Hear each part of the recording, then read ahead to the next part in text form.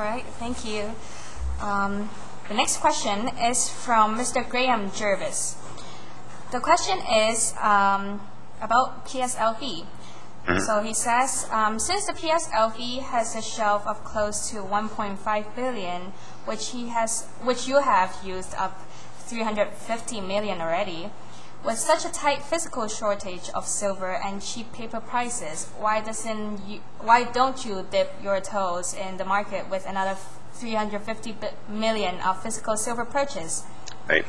Well, obviously, it's a great question, and the question must have preceded our announcement late last week that we were going to do another tranche of the Silver Fund, which was announced. We announced a $200 million issue. It was a successful issue. We don't know whether the green shoe will be exercised. If it is, we could be up to 230 million. And of course, we have to wait for two things. We have to wait for the premium to be appropriate on the PSLV, that we can cover all the costs of the issue and not affect the net asset value for the existing unit holders. And we have to have a market that's receptive to the issue. And obviously, the issue we did last week was acceptable to the extent that we raised the 200 million. We obviously would prefer to be able to use the whole shelf of 1.5 billion, but we've now used, I guess, 550 of it. And if events prove that the demand for silver is still there, obviously we have the ability of moving up to $1.5 billion. So we're happy to own more silver. I think it's very constructive for the silver market because I think the silver market is very tight these days.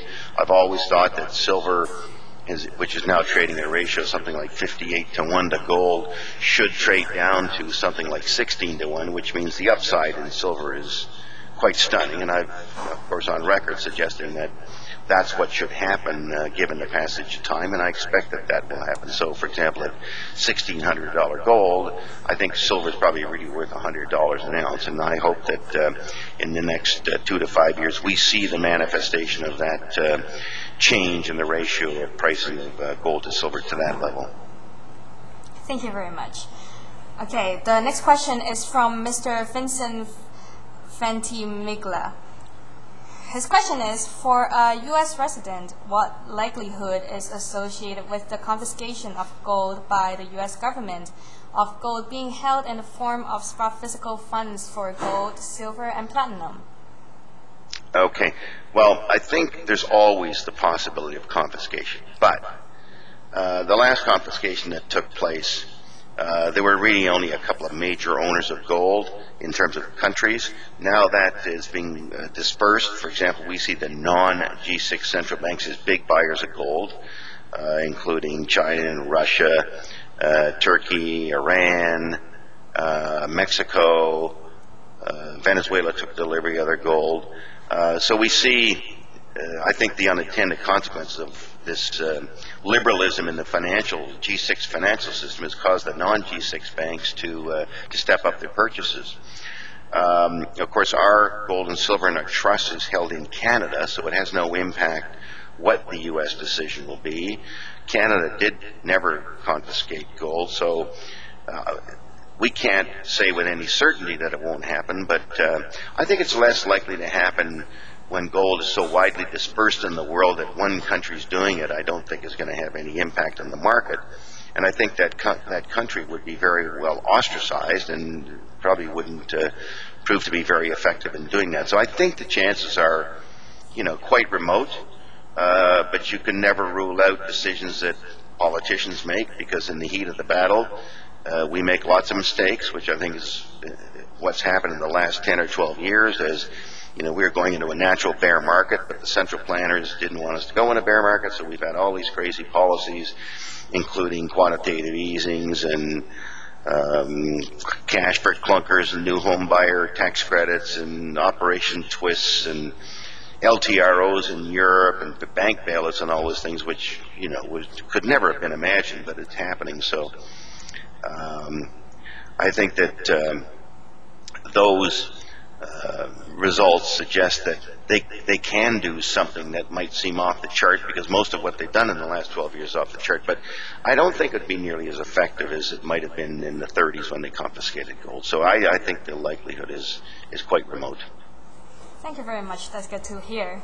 Okay, the next question is from Ms. Faith Ayab.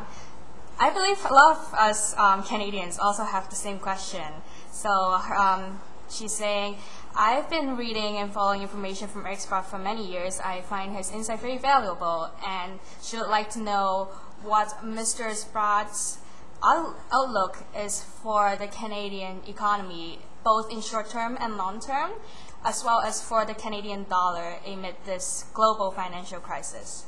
Sure, well, that's a great question. I must admit, I spend a lot of time looking at the U.S. economy and the Chinese economy in Europe, because those are the economies that drive the world.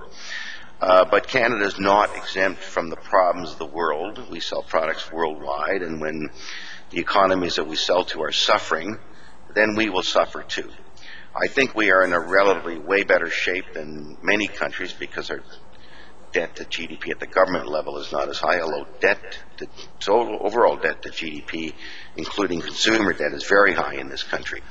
I think if there was a continued recession, because I think of us as we're the tail that's wagged by the dog, that our currency could come under some stress. Certainly our deficits would come under some stress. So we're not exempt. I think we have a better than odds chance of doing better than others.